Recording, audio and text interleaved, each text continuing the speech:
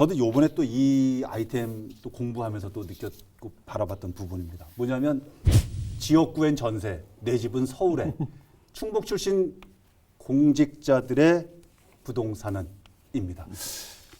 실제로 정말 이렇더라고요. 정말로. 근데 이제 제일 먼저 불똥 튄 사람이 이시정 도지사라는데 그렇죠. 오송 거 팔고 서울 거 남겨놨대요. 또 똑같은 상황이에요. 그렇죠. 작년 말에 오송하고 서울집이 있었는데 예. 오송 아파트를 매각을 했다고 하시더라고요. 이게 요번에 이제 밝혀진 거죠. 이제 공공운행하게 이제. 예. 조금 손해를 보셨겠어. 요번에 팔았으면 좋았을 텐데 그러네요. 올라갔을 때 타이밍을. 이게 조금 이상한데. 그러다 보니까 이제 댓글 반응이 역시나 이제 노영민 실장님 이상으로 굉장히 불편한 댓글들이 이제 많이 올라와 있죠. 지사님 보시기에 불편한 댓글들. 예. 충북을 포기했다는 거냐? 그만 나온다고 저기 하는 거냐? 막 가는 근데 이제 지사님 억울한 측면이 있겠죠. 지금 이런 건 논란이 됐고 당신은 이제 작년에 팔았다 이러는 이제 예. 어떤 방어적인 얘기는 있을 수 있겠는데 결론은 어쨌든 똑똑한 한 채입니다. 이시종 지사 상황이. 같은 경우에 시민들이 아무리 눈총을 주고 언론에서 아무리 비판해도 신경 하나도 안 쓰실 겁니다. 왜요? 이제 안 나올 어차피 거니까? 향후에 시민의 선택을 받는 자리는 다시는 없으실 것 같으니까.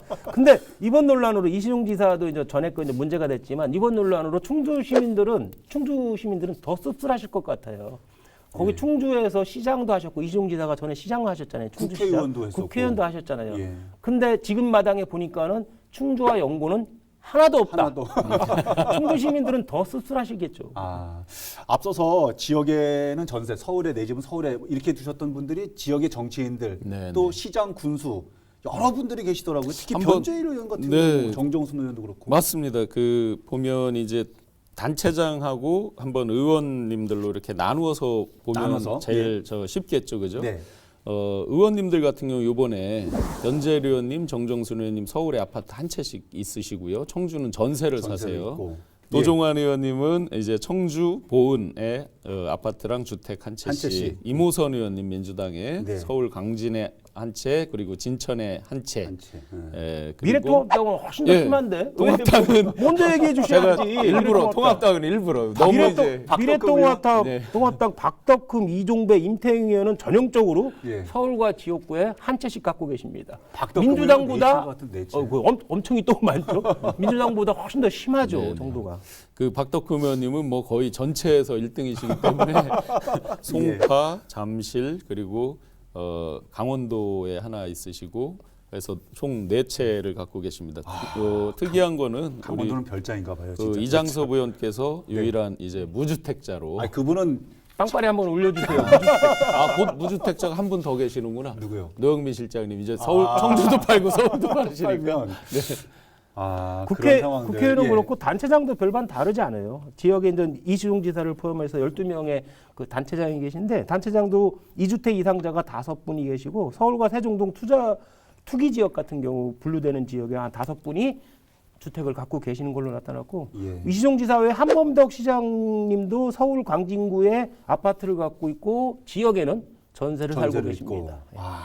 한범덕 시장. 그렇게 되다 보니까 이제 정말 댓글 중에 저희한테 다가오는 댓글이 있어요. 어떤 부분입니까? 자, 지금 지사님 청주 시장. 충북에 집 없잖아요. 예, 없어요. 시장님 청주에 집 없으시잖아요. 없네요. 6.17 대책에서 조정 대상 지역에 될 때 그렇구나.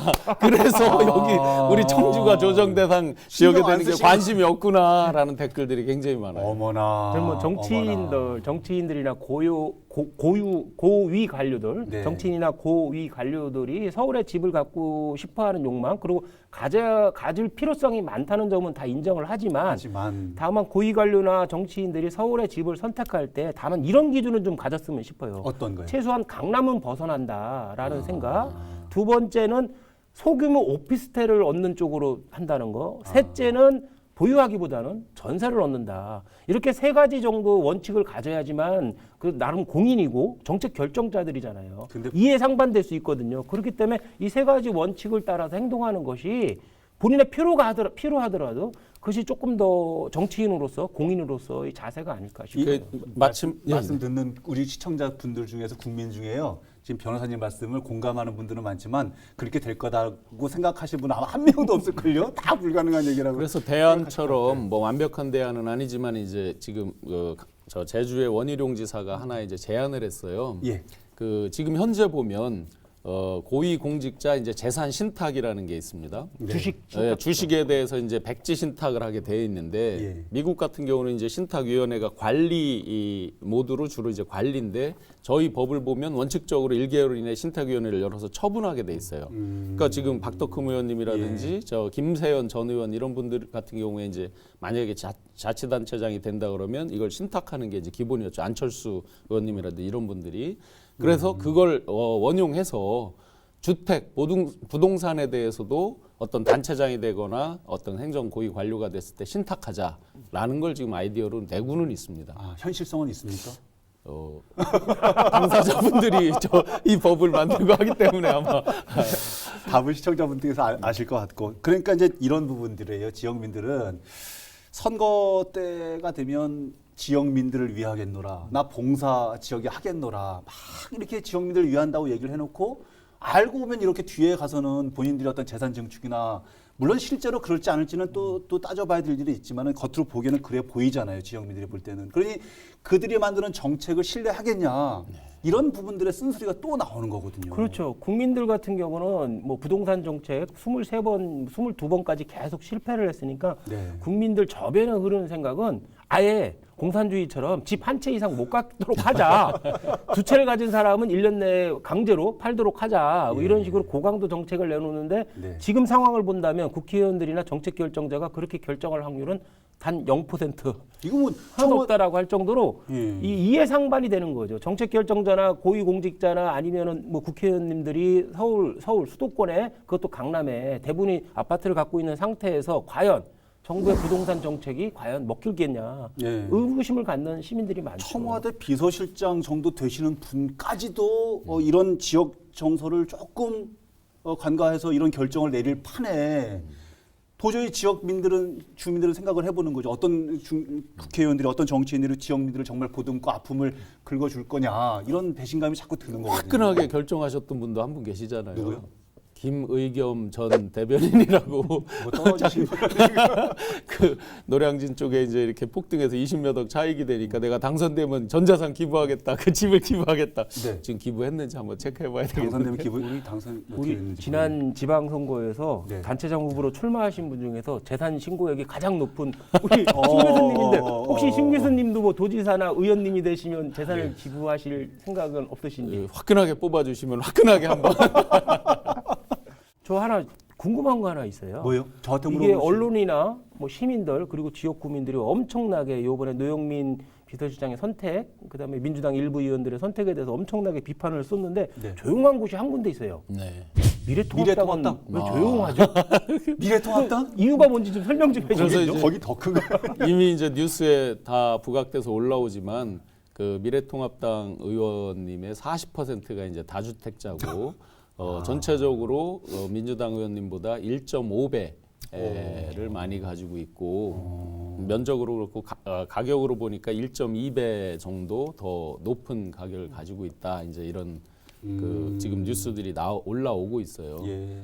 아마 그런 측면들이 조용할 현실적으로 수밖에 없네요. 반영돼서 거기가. 과거 뭐 보수 여당이었죠. 보수 여당의 재산을, 의원님들의 재산을 제일 높인 사람이 정몽준 의원 개인이었잖아요. 네, 전체 예. 평균을 높였잖아요. 혹시 박덕흠 의원이 혹시 부동산을 확 늘려놓은 거 아닌가요? 미래통합당에? 지금 현재는 뭐 워낙 독보적으로 이렇게 가시니까.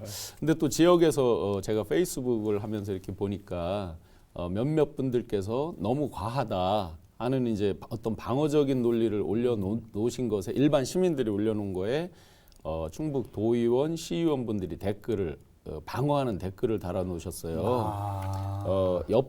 바로 인근에 노모께서 살고 계시고 이 집은 비어 있기 때문에 그렇게 일방적으로 매도하는 건 좀 그렇다. 뭐 또 이제 서울에는 아들이 살고 있어서 그렇다 등등의 그거를 이제 일종의 이제 공직 내지 중공직자 분들이 댓글을 달아놓으셨는데 네. 그런 부분은 좀 신중하지 못한 거 아니냐. 지역민들의 어떤 들끓는 그런 부분에 오히려 기름을 불 수 있고 예. 상대적 박탈감을 더하게 할 수 있는 거 아닌가. 예. 네. 알겠습니다. 저변에 우리 깔려 있는 소중하고 귀한 우리 지역의 민심들이 어떻게 흘러가는지 좀 가슴을 열고 신중하게 좀 바라봤으면 좋겠다는 바람도 가져보겠습니다. 오늘 여러 가지 얘기를 나눠봤는데요. 끝내기 한 판으로 시간 좀 정리해 보시죠. 80년대 가전제품 회사에서 유명한 광고 카피가 하나 있었잖아요. 80년대? 순간이 선택이 10년을 좌우한다. 이런 기억합니다. 광고 기억나요. 카피가 있었는데 예. 노영민 비서실장이 전에 카드 단말기로 비치해놓고 책을 CG. 판 것 때문에 문제가 됐잖아요. 네. 이 곤욕을 치렀는데 이것이 조금 이제 시간이 좀 지났는데 이번에 다시 아. 청주 아파트를 매각한다는 그런 해프닝으로 인해서 다시 곤욕을 치르는데 정치인이라고 하면 그리고 공인이라고 하면 선택을 할 때 좀 신중해야 될 것 같아요. 어설프게 이 정치적 고려나 이렇게 합리적 판단을 하지 못했다고 하면 이번처럼 또다시 곤욕을 치르기 때문에 본인의 선택이 본인의 정치 인생을 망칠 수 있다. 이걸 항상 명심했으면 싶습니다. 순간의 선택이 10년을 진짜 오랜만에 들어보는 카피인데 이게 화과다인데요. 화과다. 그러네. 10년. 교수님. 제가 패러디로 마무리하면 예. 기승전 강남, 기승전 강남, 기승전 부동산 이걸 최고의 공직자가 다시 한번 확인을 해줬다. 그래서 이제 결자 해지한다라고 하면서 이제 양쪽을 다 팔면서 무주택자가 이제 되실 텐데 예. 만시지탄이다. 이미 버스 다 떠났습니다. 이야. 그러면 강남꼭 갖고 계시라고 좋은 딜이죠. 이미 버스 떠났는데. 저는 개인적으로 좀 뭐 방송을 떠나서 궁금한 건 이 결자 해지 자꾸 여기저기서 써 있던데 결자 해지가 청주 서울 거 다 파는 게 결자 해지예요? 청와대에서 내려오는 거 혹시 아니야. 그런 결자 해지는 그러면 아니에요? 다 무주택자가 된다고 하신다고 하면 네. 결자 해지가 되는 거예요? 대선에 욕심 계신 거 아닌가? 전국 어디에도 연고를 안 두겠다. 그렇죠? 그럼 대선 가는 거예요? 순간의 선택이 10년을 좌우하는데 자 오늘 방송은 어떻게 보셨습니까? 다음 주에는 또 어떤 주제로 라이벌의 불꽃 토크가 펼쳐지게 될지 기대해 주시기 바랍니다. 다음 주에도 한판 합시다. 리얼톡 한판!